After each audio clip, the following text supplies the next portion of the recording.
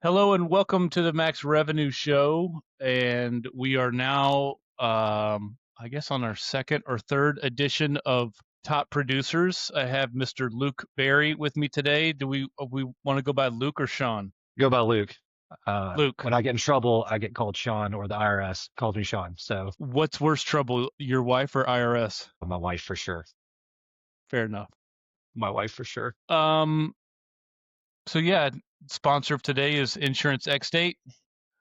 And Insurance Xdate, generate leads, win new biz. Insurance Xdate is where new business begins. Industry relevant data delivered on a software platform built for sales, not research. Identify and engage with prospects in minutes. Keep track of your opportunities and get production done. Luke, we have connected a couple of times Yeah. over the years, but I've never really gotten into your story, and I don't know what you chase or how you chase it or how big your book is. So I'd like to, I guess, learn from you. Or basically, the idea of this podcast is hearing from producers with large books of business, how they did it, what they're currently doing, and how they would do it again if they had to start over from scratch. Yeah. There are a lot of guys who, don't have access to the killers or the top producers in our industry. They think that, you know, 300,000, 500,000, even a million is a big book of business. But as you know, there's levels, and there's 1, 2, 5, 10, $20 million books of business. And so I just want to pick your brain and kind of introduce these people uh, to those in the industry who have never got a chance to talk to them. So with that said, I guess give us a brief little intro into how you got into this crazy business. Yeah. And just for what it's worth, what you guys with Micah and what you guys are doing just with Max Revenue is awesome. I was that producer at one point in time when I first started. I only had the resources in my office, and I had to go outside of those walls in order to seek advice to end up growing and seeing that there's a bigger, there's bigger milestones that you can uncover. So my story is, I think, a little unique. I think there's a lot of people that fall into this industry as I've been in it almost 12 years now. What's unique about my story is I actually intentionally got into it. So, um, it goes all the way back to selling Cutco knives. I started selling Cutco knives when I was a kid, right in high school, early college, and I've got those two at my house. And so what was unique about this is my grandfather told me, look, you're not that smart. You need to really figure out what you want to do with your life. So either go sell rainbow vacuum cleaners or go sell, knives. And the whole premise was, the encyclopedia sales, if you go door to door and you could figure that out, you could pretty much figure anything out. And it was true. And so I went to go sell Cutco. And I don't know if you're familiar with the Oh Cutco, yeah, the Cutco yeah. days or the model, but it's kind of like a boiler room sales atmosphere. And so started out with a bunch of folks, probably 15 or 20 folks for my class, and ended up being down to the one or two, and just fell in love with it. And anything, just like in insurance, the milestones there, I really learned quickly that once I got to a certain point, I could get 50% in revenue, like 50% of whatever I sold, I got in cash, cold hard. So joking on the IRS, I didn't realize as a side comment that you actually had to pay taxes on that money. And so I had moved out, and I got a phone call from my dad at the time and said, "Hey, you've got a letter in the mail from the IRS, and you owe like 15 grand back." And they think it's me because my dad's name was Sean and my name is Sean. So that's the reason why I started to go by Luke. So fun side story there. But what I found was, yes, Cutco was very expensive, but the people buying it were very interesting. And I started on this lifelong path of understanding people, and really started to understand that I could use, even though I wasn't that connected, I could use those opportunities and meeting those folks as job interviews. And so fast forward 2, 3 years into the game selling Cutco, I realized I wanted to get insurance.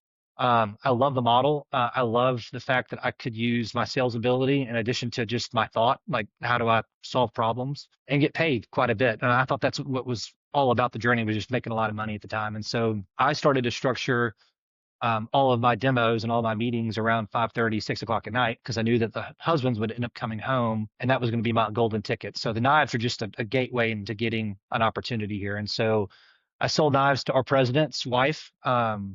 Ginger Collier, as a junior in college, and did not get to meet Dabney at the time. I thought, well, shoot, that was a blown shot for that opportunity. But a few days later, I get a phone call, and he said, "My wife's never mentioned this at all, but I need you to come in for a job interview." And so I started as a junior in college. went to school during the day, took night classes and just busted it out. So that was kind of my introduction into the insurance game. So Dabney and the team there gave me my first opportunity and didn't look back. So it's kind of the intro. That's that's awesome.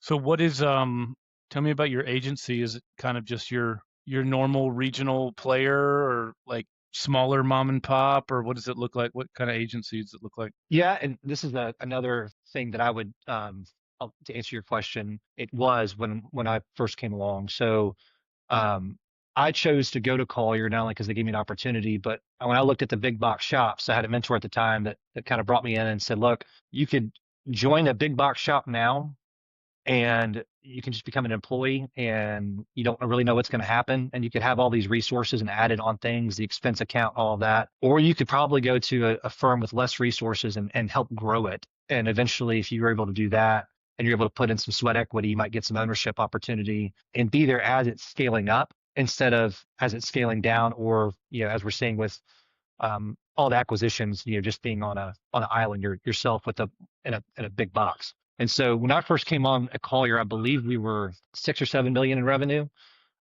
Heavy personal lines and commercial and employee benefits was slightly underneath the commercial lines revenue from that standpoint. I think we're approaching on 25 million now. So over a 12-year That's period awesome. growing. Yeah. So it's been an awesome ride. I joined in as an owner, so there's 6 of us now.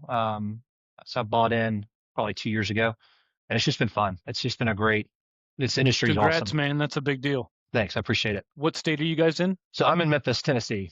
So, but what's funny is I probably have 5 clients in Memphis. So Yep. So, got to ask this side note: college football. Who do you pull for? Alabama, Let's go. roll tide, I roll knew tide. that. I think I Yeah, knew that. I think I knew that. yeah. My How'd you end up mother's an side of the Alabama fan in Tennessee? so my mother's side of the family's from Birmingham, and it's just what we grew up in. In my office. I've got a giant picture of the bear autographed and signed from the last time he was here at Memphis before he died a few weeks later. So big Alabama fan, not a bandwagon. Couldn't go to school there, couldn't afford it, but I'm a huge Alabama fan. Raging alcoholic, by the way. Oh yeah, huge, huge, huge. Yeah. But Uh, but had a big I heart. yeah, big heart, huge problem. Yeah, no, we like golly, we would when I was playing ball there, side note, when I was playing ball there, the guy who would throw a lot of the parties, he owned a bunch of the local drugstores there. You'd know the name if you've been to Tuscaloosa. I won't say his name.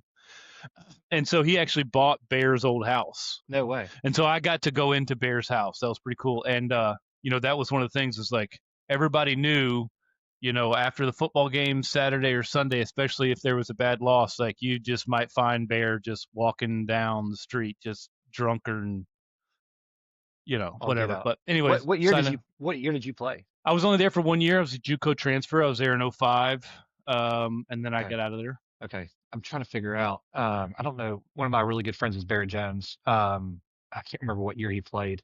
He played there, but anyway. So another If we Memphis haven't boy. lost everybody by now, yeah. That's right. All right. So tell me about the first couple of years. So you go from selling Cutco knives, which is absolutely cutthroat. Side note: anybody I know that's ever done that has absolutely crushed whatever they've gone on next to do. It's If like if they've you can survived make it six through that, months, if you yeah. can make it 6 months, yeah, it's absolutely true. So tell me about the first year or two in the industry. Like, what were your take me back, go back in your brain? What were your first thoughts? Like, was it overwhelming? Were you like, oh hell, I've done Cutco, this is easy? Like, what were those first couple of years like?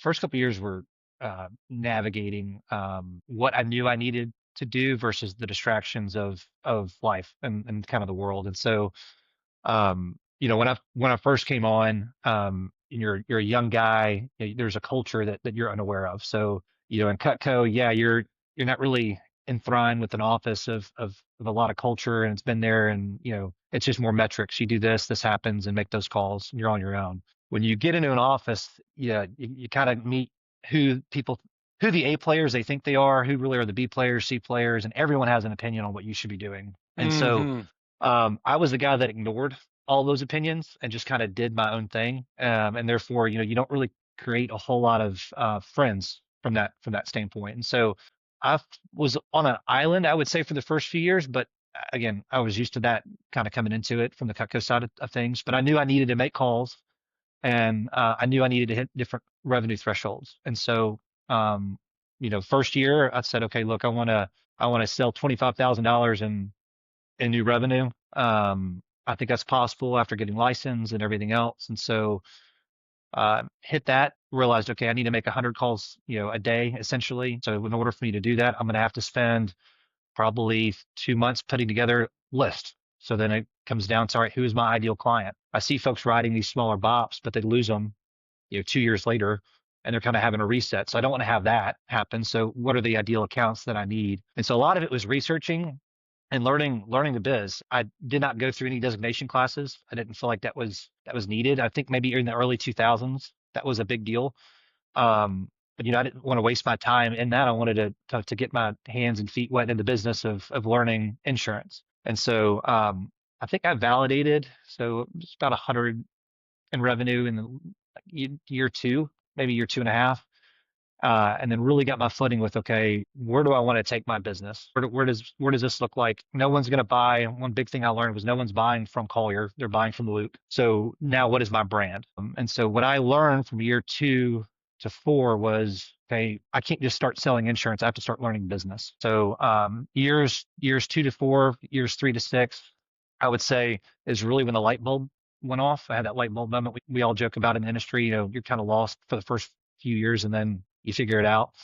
And that for me was, okay, upping my game and my business acumen means I can actually up my game in my client revenue threshold. And then what I realized is once I started closing those larger clients, that they're actually easier to work with, than the smaller clients, and they're less needy as well. So it's less needy for my team, for my account team. It's less needy for me, and I can actually go back to focusing on those relationships and solving those problems. Did you pick an industry when you got started, or did you kind of just go where your network took you? What did that look like? Yeah, so it goes back to the ideal client. So I know a lot of guys that go into a niche. For me, I just was like, okay, my ideal client. I don't want to be, for me, pigeonholed into like just cyber or just construction or just X, Y, and Z. And so I thought, okay, if I could target based on people in that industry, so a kind of a CFO I want to work with, a kind of a business leader that I want to work with, who they knew, asking for introductions from clients early on, it was really beneficial. So no, I didn't go into a particular industry. I just focused on size, revenue, and complexity. And the more complex the account, the easier it was for me to get into, because more than likely, if a broker was sitting on that account for 10 years, there were issues that were there. Give me an example now of like I mean, without telling me the company name, tell me an example of somebody in your book right now, like what they look like. Yeah. So our industry, yeah, let me go back. Our industry is unique in the fact that everyone either sells EB or PNC or personal lines.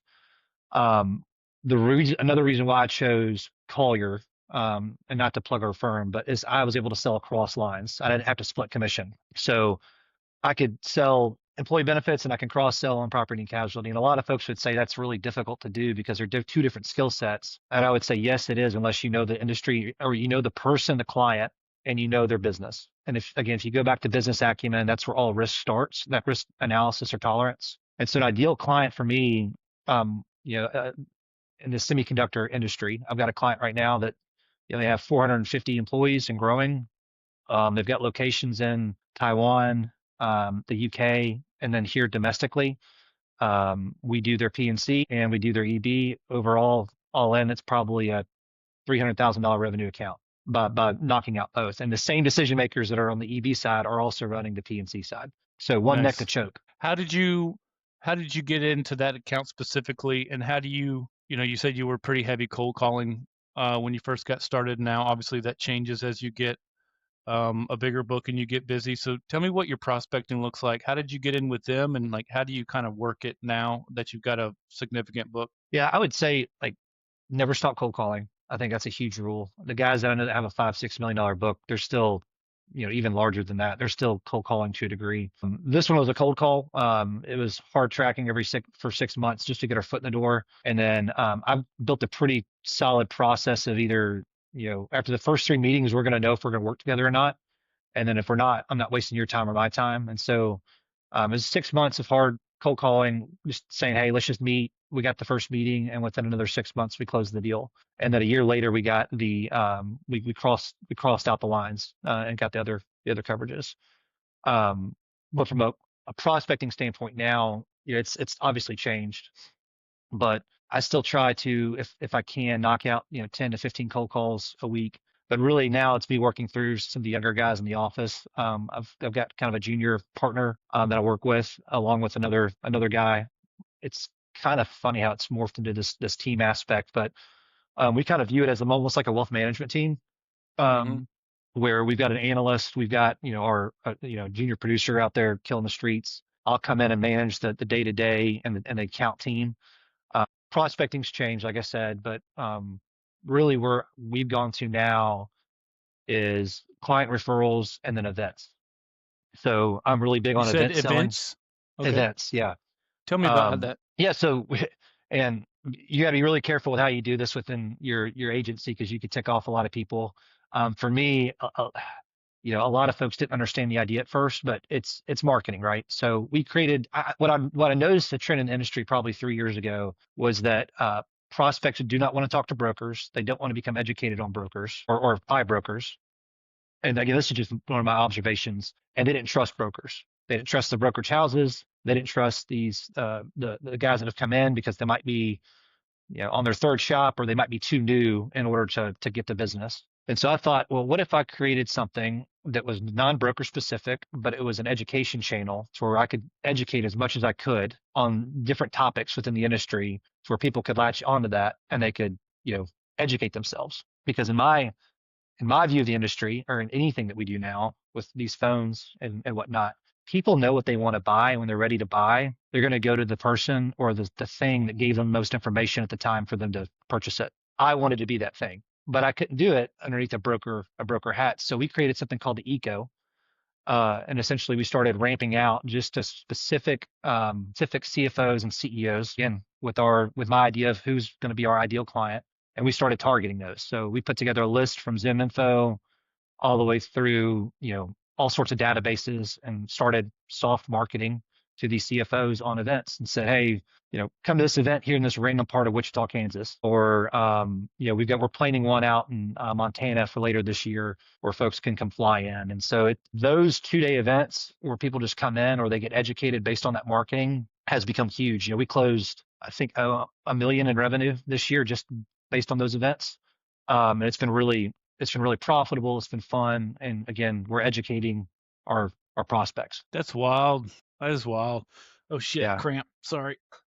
Um, so you're doing events and you're hosting them around the country in certain little metro Pockets. pockets. Yeah. So if you look at, and again, I'm all about giving away the sauce. Yeah, So yeah. like, 90% of people aren't going to do shit with it anyways. yeah. So like for me, looking at the market and starting to think about like working on your business instead of just, I guess the biggest question I think younger producers need to ask themselves is, okay, my ideal client, but then what if I had a $5 million book? If I had a $5 million book, who do I want it to look like? Like, who do I want to be within that book of business? Well, if that's the case, then you have to shift your mindset to, I'm going to choose who my clients are. So one of the biggest pieces of advice I got from Dabney, our president of our firm, was if you pick your clients, you'll never have a bad day in your life in this industry. And so going towards that event model, it allowed us to target those prospects that we would want to do business with. And so when I looked at the market, I'm like, where am I going to find those kind of clients? And it all came down to these acquisitions. So we picked Wichita, Kansas. I had a client there, just randomly, that as a CEO that had moved out of another city into this city. And we looked at Wichita, not to beat up on them. You've got a couple big players and everyone's being acquired. We just took on, this is hilarious. We just took on a client, 800 employees, roughly, manufacturer in the area. And Brown and Brown had their account for 20 years, and they wanted to go to do an RFP and bid out. And I was like, really, let's just do like a pick your three and let's just go with it. So they picked Brown and Brown Risk Strategies in our firm. Well, it was funny. They picked us, and the next week Brown and Brown acquires Risk Strategies. And it's like that's the exact point. People don't want a consolidated message. And so, the account managers are unhappy, the brokers are unhappy. Let's target that area and just go ham and collect a couple million in revenue and then go to the next city. and continue to build this thing out of our own little client network. Two things real quick. Number one, do you mind sharing how big your book is right now? Yeah, I manage. So because I split some of these accounts, it's been different phases. Like I'm full on partnership now with some of these younger guys. Um, we probably have about a 3 million or so more book, Mm-hmm. probably up around 3.2 that we're managing. Of that, mine's about two. Got it. Um, I think your model is really, really cool. Tell me more about these events. Like, y'all actually follow through on them, right? Like, you actually host an event. Like, how the hell do you put it together? We're learning. Yeah, I bet. I think every event's different. Virtual we've done in person. It's a lot of ground game. I would say you got to have a lot of help from centers of influence in that city. So for us, we found a couple of folks that aligned with our belief system and just the education model of what we're trying to fight for. And so we had them push out and get those CFOs or the HR directors or even board members in those events. And then in that, we keep them short. So yeah, I would say a typical event would be 4 hours. We'd have food and drink served throughout the entire time. And we do a heavy Q&A session. So I'll have 3 or 4 vendor experts that come in. You're not allowed to talk about your platform. You're only talking about the solutions to the industry and how to execute on those. And so, Give me an example of a vendor you would have in. so on the EV side, just because that's where a lot of pain is right now, we would have a pharmacy benefit expert come in, maybe a pharma D or a reinsurance person that would come in. If it's property and casualty based, we're going to bring in a risk management expert. We're going to bring in a safety. It could be a risk management expert, an HR crossover, just different areas, depending on the different parts of the country. Texas is going to look different than Tennessee. Tennessee's going to look different than Kentucky, Mississippi, so on and so forth. Odd question. How old are you? 33. Yeah. So you've got roughly 3 million under you at 33. You go from Cutco knives to finding your way into the industry. And now, I mean, hosting events around the country, picking out where there's a lot of consolidation going on, and kind of building up a team underneath you. What does the next 5 years look like? Like, where are you trying to go?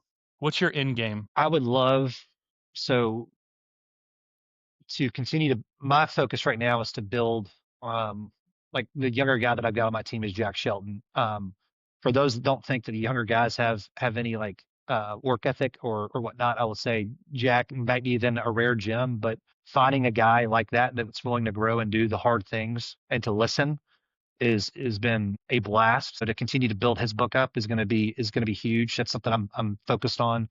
My other partner Ross, helping expand his book and hopefully having him buy in to the firm is a huge target of mine that we're trying to accomplish. And so by making other people successful within our firm, I'm hoping that our collective team in the next 5 years is sitting on, $6-7 million. That's awesome. Now, if I took you and I took you out of Tennessee and I took you away from your centers of influence and I put you in a new state and I said you have to start over from scratch, how would you rebuild this thing and how would you do it faster and more efficient than you have? Like if you know what I'm saying? Because like a lot of times you get into it and like you back yourselves into corners or you paint yourself into an industry and like you're like, oh man, I've got golden handcuffs. If I could do it over again, I'd do it this way. I wouldn't really say you have that because you have a pretty Yeah. damn good situation. But what would you do differently if you had to do it over again? How would you do it? I would say it'd be a lot easier to scale it.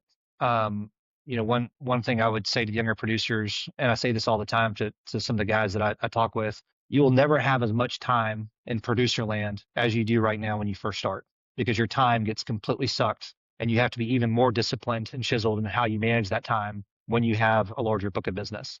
And that looks different at 500,000. It looks different at a million, 2 million, what have you. And so how I would do it differently again is, for me personally, I would only target accounts that had 100,000 of revenue or more. I would find 4 or 5 guys that I knew I could trust and they would follow the process I have, and we would be able to build that out very quickly. Yeah.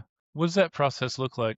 I mean, without giving away the secret sauce, what is it similar to kind of Micah's due diligence? I mean, what does it look like? So mine starts off with 2 rules, and they're life rules that I've adapted for our family, for my team, my relationships that I have. The first is you cannot, there's no BCD. So you can't blame, complain, or defend on anything that happens. Like that's the baseline of the rule. The second is an equation that we operate within, and that's E plus R equals O. So events plus your response equals your outcome. You're not God. You don't control the event, right?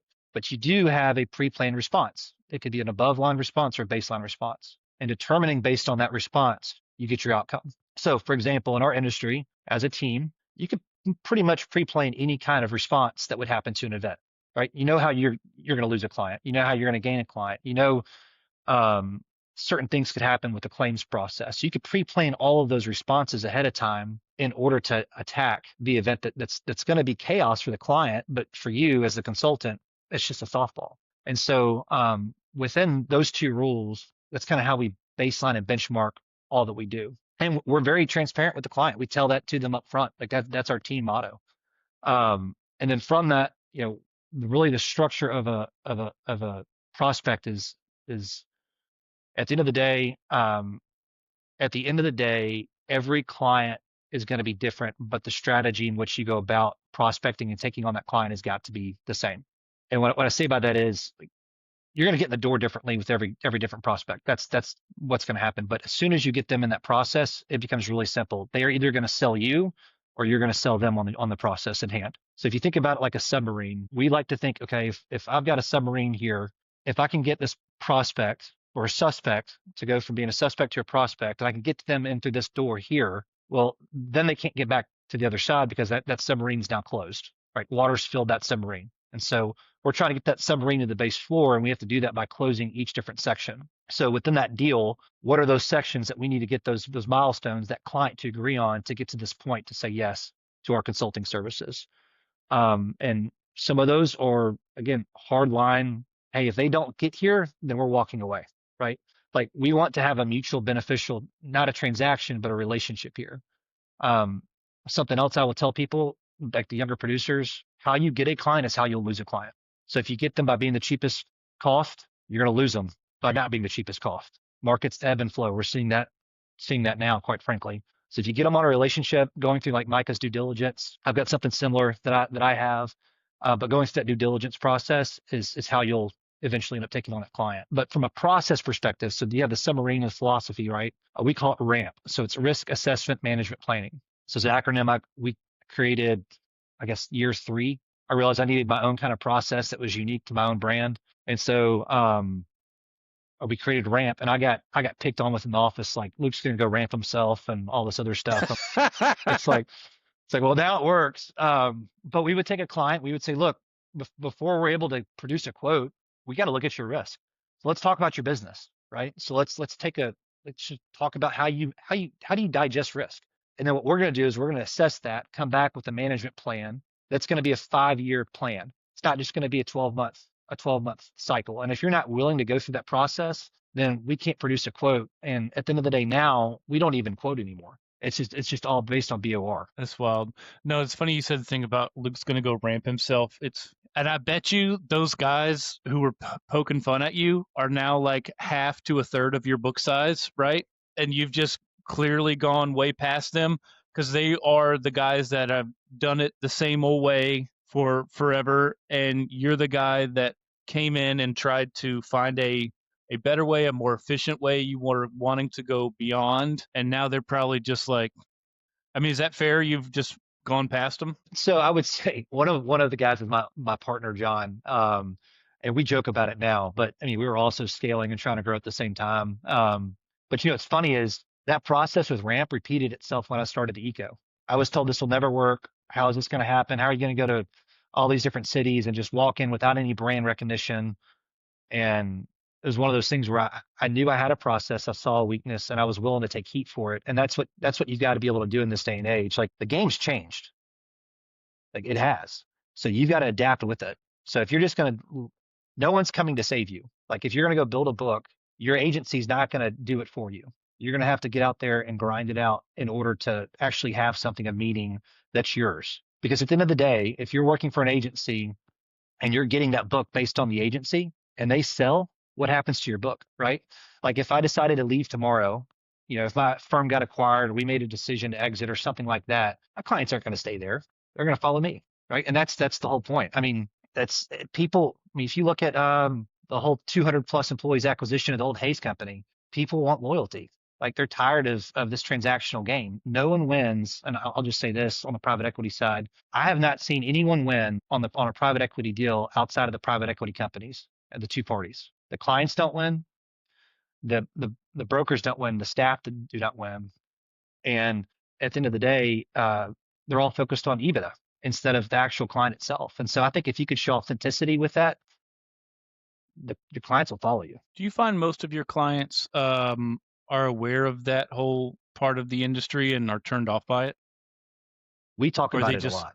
okay? Again, we educate them on business. So that's the biggest thing is get out of just the lane of insurance and start talking business. And if you could start finding that out and working with that person and learning how they think and how they consume, then you're going to have a friend, in the business, and also you're going to have a client for life. Now that you're at this part of your career and you've got a substantial book, what does your day look like from um, when you wake up, when you go to bed? Like, what does it take me through a normal day?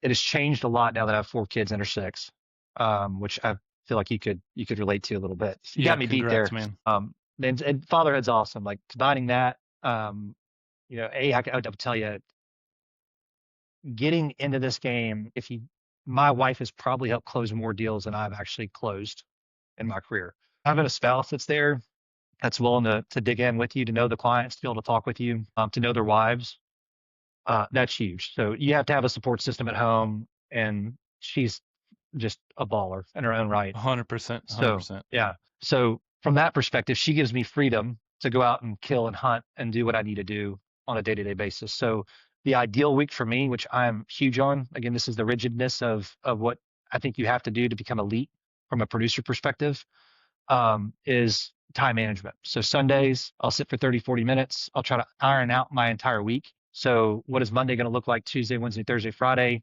That alone gives me, I would say, another 5 hours ahead of my competition on what I need to get done for that week, just from what I've seen and what I've tracked.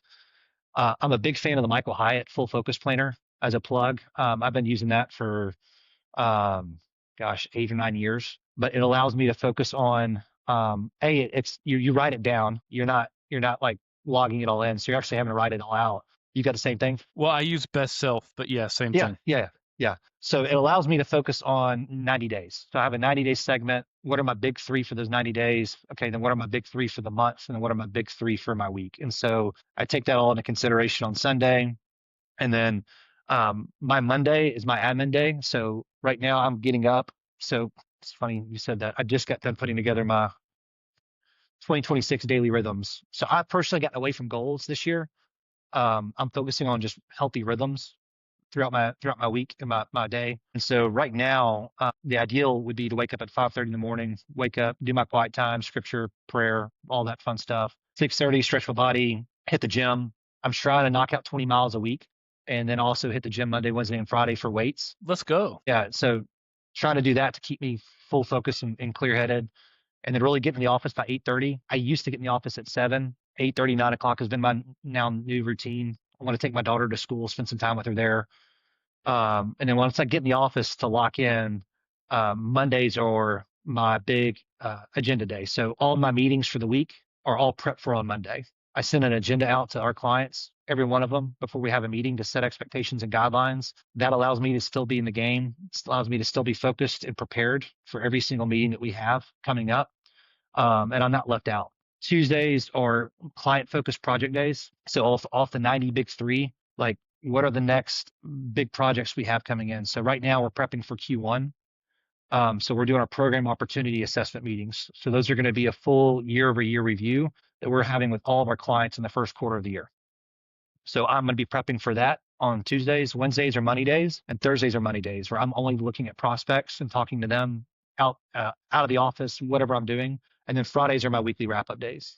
I'm trying to be home. I'm trying something different from a personal standpoint. I'm leaving the office at 4 every day, and I'm going back to the gym for that second like that second win. So if I'm, for example, if I just go to the gym in the morning for like a sauna or cold plunge, that afternoon I'm in the gym actually doing lifting heavy things and working out to Hmm. reset to come home to be dad. So for that, I call it the second shift, being prepped and ready to run through it. Isn't it funny how a workout actually invigorates you? You know what I mean? Instead of the opposite. Man, my wife has seen a change in my behavior, my personality. It allows me to kick bad habits, allows me to focus, be more centered. I think it's totally needed. 100%. Yeah. I'm with you.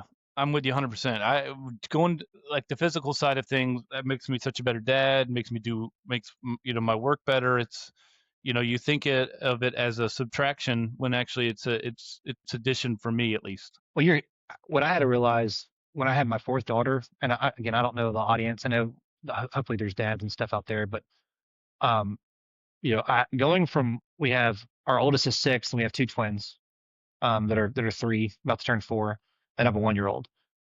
The fourth about broke me. The fourth made me realize I was human. Like you can't muscle your way through this thing. Like you are a human. And it's funny, the way looking back, kind of telling you the story of how I got to where I'm at is comical because it makes it sound easy, and it wasn't. Um, I lost $500,000 in revenue this 2 years ago. So having our fourth child and then losing about $200,000 in income, Dang. God brought me to my knees like heavy, and it was really a very big humbling moment. And what's even funnier is when I leaned into the fact that I'm not human, or I am human, and I've got to approach life with humility. I've got to start focusing on me as a whole, right? So that Zig Ziglar, spoke a wheel, so to speak, that analogy where if one spoke's off, two spokes off, you're going to have a really loud tire. How do I make sure that all the spokes are getting enough attention? When I focused on that, my world started to shift, and I was able to stack more things on by focusing on myself as a whole human instead of just as a producer. And one thing I learned that I had to come to grips with, I wrestled with for a long time, was work is what I do. It's not who I am. And Mm, so that was a yeah. big life changing perspective and shift for me. And what's funny is once I started to invest in others and started to kind of grow that, my whole world opened up, and we're closing again way more revenue than what I've ever written in a single year. So just to circle back real quick, what's the most you and your team have brought in 1 year? This year it was either 950 or $1 million in revenue this year. Okay. And then you mentioned the big loss. Tell me how you lost 500,000 in 1 year. Oh man, this is where the event that E plus R equals O thing comes in, and to preach it for all these years and then to live it is totally different things. By the way, we lost clients. I lost my largest client based on really I got I would just say got clipped. I got out strategized by a team I don't think is gonna actually execute on what they pitched, but I got outplayed. Um, and that was probably 200,000 in revenue. And then we lost one a company got acquired, and then lost another company based on executive leadership change. So all things that were out of my control. But I really didn't have a pre-planned response for those events that took place. Like I said, the Lord just brought me to my knees, and I had to reset and readjust on like what my values were and what my identity was found in. And when everything you write is 50K, 100K, I mean, you run into They're that. licks. I mean, you're gonna lose it. Yeah. And so with that in mind, why not layer in some tens, 15s, 20s? You just don't. It's just not worth your time anymore. What's your thoughts? No, so it's all about the person. Like, Okay. my daughter's private school, they've got 80 employees. I'm doing that. Like I love that account. I love what they're doing. I love insuring churches. But it's got to be the right people. Like if you're a bonehead and you're only bringing in 15K in revenue a year, that's not going to be a good fit. It might have been for me 6 years ago, but from a time standpoint, if I'm only a steward of the clients I have, and I have a finite amount of time and resources that are depleting to my own self, how do I find time in my day to recharge myself and to give that to the clients that pay me the most for my time, right? Because this is just a transaction. So I fee everything. So I don't take commissions. By the way, that's another thing I'm big on. I fee. Whoa, whoa, whoa. Okay. All right. Hold on. Now we gotta. You didn't say that. Hold on. Let me Sorry. write my notes down. No, no, it's fine. So I mean, as you're talking, there's more questions keep coming up. So this might be, we're 40 something minutes in, but what? Okay. So we'll get to the fee thing. Tell me about like the markets? How are you writing all of these different accounts in different industries? What does your market access look like? At least for me, coming from somewhere that's a lot of ENS, but it was a little bit of standard. Like you don't have access to everybody unless you're with like a Marsh, and even they don't have everybody. Just for So like, office. so Yeah. how are you getting everywhere to everybody? I don't. Well, I'm not, so we've got guys in the office that are doing this, but like, I'm going after certain corporations within a certain segment that I know I have an opportunity at. So, Okay. they might just be with Travelers. They've been with Travelers for 15 years. It's not a market play. It's a strategy play. It might be a market play, but again, I won't know that until I get in. But from a market access standpoint, I mean, we've got all the major players. But for me, what I typically try to do is when I have the accounts that I want to go after, and I have the due diligence done of the people that I'm targeting, I'm then calling the underwriters and saying, hey, have you seen this account? I'm making the phone calls. I'm making the calls. I'm not having it go through a marketing team. I'm building that relationship with the underwriters. And what's happened now is those underwriters have two stacks of paper. You've got the stack where they see submissions and quotes every single year, and then they have my stack or my team stack. And they know that if I'm making the call and I'm on it, they're going to have a lot better, more of an opportunity to get that account, or they at least know I'm going to be honest and say, hey, this is not a good fit this year. And I like to create true competition. So I'm not blitzing the market. And I tell my clients this, like, if you want a guy that's going to go through and market this out every single year to 15 clients or 15 markets, that's a waste of my time and a waste of your time. I like to pick 3 markets. I like to go to each one of those markets, and I like to create pure competition. So I will tell those markets, say Travelers, Chubb, Hartford, we're working. These are the 3 that are working through this. Are you in, and are you willing to compete with Travelers and Hartford this year, Chubb? And I create a competition within that to where they all know the boundaries and the rules. This is when we need the submission deadline done. We're starting this 120 days out. Are you going to follow our process? Because we're not going to follow yours. And I think so too many times you have brokers that come in and they follow either the client's process or the carrier's process instead of them setting that standard. Yeah, you're controlling the frame on both the carrier side and the insured side. Where did you find that? Is that a Cutco thing that you kind of adopted? Like when did you, or that's just kind of intuitive? You just need to control the frame the No. whole way. Well, I would say 99% of what I'm talking about was not intuitive. I got lucky maybe, but a lot of it came from just asking advice from other brokers that were out of the market and seeking just counsel on what's best practices. Like asking some of the OG underwriters, like, hey, what's the most annoying thing you find about brokers? And let them talk. What are the things that attract you most to certain brokers? Like, why is this guy your favorite or this gal your favorite? And learn to adapt your strategies, across the board to that. So, but it's just I like to ask questions. All right, now you got to tell me about the fee stuff. Yeah. So any client that's typically over 100,000 in premium, I try to fee everything. 100,000 in So premium or revenue? premium, just Okay, kind of the threshold. Anything below that, it starts to get hard with depending on the carrier and the state. But anything above the 100,000, um, you know, that's just what I've done. And two, like, and that is not a new idea. If you've ever dealt with the captives or anything like that, sure. captive management, all that's feed out on the EB side. We fee everything out in general over there. So might as well just have a fee. And I'll tell you what, that saved my tail on this hard market. Because we had a lot of clients that were like, our premiums are going up 30%. I'm like, yeah, but I'm not going up 30%, you know. And when I recommend a certain coverage, I'm not getting more money from recommending that coverage. So I approached my original agency with this. They basically tried to explain that the carriers couldn't back out. Like they would back out a little bit, but they wouldn't actually back out all of it. It wouldn't make a difference. On the commission side of things, it actually ended up not making a whole lot of sense in that the insured would actually end up paying more because the carrier would only attribute a part of it, plus then you're adding your fee on it, so it actually wasn't cost beneficial. That never seemed right with me. So I guess how are you doing it? How are you arranging that with carriers to back it out and just be fee based? Yeah, so I would say like if the package is, you know, 100,000, but the work comp's only 25, whatever my fee is, I'm going to offset that. So if I can't fee a certain line like cyber coverage because it's too small, then I'll just back down my fee in order to net that out. So my fee never goes above a certain cost. Yeah, I was just I was told by my original agency that it didn't make any sense, but it sure made a hell of a lot of sense to me. You know how many times I was told not to try to reinvent the wheel? Well, I just think it's more.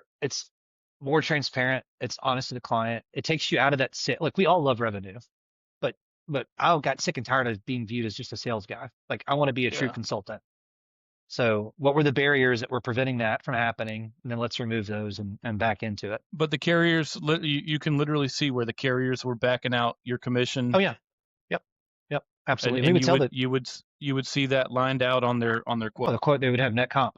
Yep. And again, there's certain lines of coverage you just couldn't do it because the premium is too small, but you just offset that fee to have it be net. Well, that sucks. I wish I would have known that back in the day. Yeah, and again, some guys might say that that's crazy because there's a lot of guys that were able to get a really nice bump in their book over the last 4 years. But at the end of the day, wasn't it wasn't a fit for me. Sure. So what do you do about? I mean, obviously, if they grow, add more employees, add more things. I mean, obviously your workload increases besides it just being like a revenue increase. So how do you go about renegotiating that fee? I just like to tell folks like, look, we're not going to put it in. Some clients want it in writing, but even on the EB side and stuff, I don't like to have a contract between clients. I start out everything with saying like, look, if I pick up the phone one day and you're calling and I'm dreading talking to you, it's probably not a good fit, and vice versa. And I don't want to be annoying by calling you. So if you need to leave me at any time, you should just be able to fire me. But with that too, if I'm doing more work and our team's adding on more work, I need to be able to have an adult conversation with you about our fees. And I've never had a single prospect or client ever push back on that. How many clients roughly do you have? Probably 30. And that includes, they're obviously not all PNC and EB, but some of those are both. Yeah, I would. Yes, and I'm not including in that my personal lines book. It's very nominal. Got it. Yeah, that's awesome. 30 clients and roughly 2 to 3 million in revenue. It's a pretty good Now setup. keep in mind for what we do though, you know, for every client, there's probably 4 or 5 players within that client that you've got to appease. So yeah, you've got 30 clients, but I also have 4 or 5 people within that client that I've got to talk to and keep up with and make sure, the engine's running correctly. Do you find the industry stressful? Yes. I mean, I think I'd be lying if, Overwhelming? Like, do you find it overwhelming sometimes? Like, how yeah, am I going to do this for the next 20 years? yes, Or up is it until manageable? it's all about the framework and how I think through it. So if it's usually what I found, if it's not manageable and I'm stressed, it's because of a client that I'm bumping Mm, heads with or there's an issue. I'm valuing the revenue of that client versus the love of the insurance industry that I have. And so when I've let go of that client or I fired that client and 20,000 revenue's gone, my time's freed up and I can take a breath and the lights pop back on. I'm like, man, I can breathe again. So that was a hard lesson to learn. I probably learned that 6 years ago. hmm I had a really difficult client in Nashville. New HR lady came in. She was a pain. She was a true Karen, like the Karen of, I think she was Karen's mom. She was that bad. And once that ended, I was like, look, I can't deal with this anymore. I told the CFO, I told the owner, and we parted ways. My world just went. It was a light bulb. And that was a great account. I wrote it for 5 or 6 years, but you got to keep your threats. And one of mine, I learned that with my kids. Always keep your threats with your children. Sometimes it's the same way with clients. You got to have those standards. And if you start to let those standards fade, you're going to wreck a part of your emotional fortitude throughout, your week, months, and year. Got it. That's awesome. All right, last question. It's kind of a two-parter.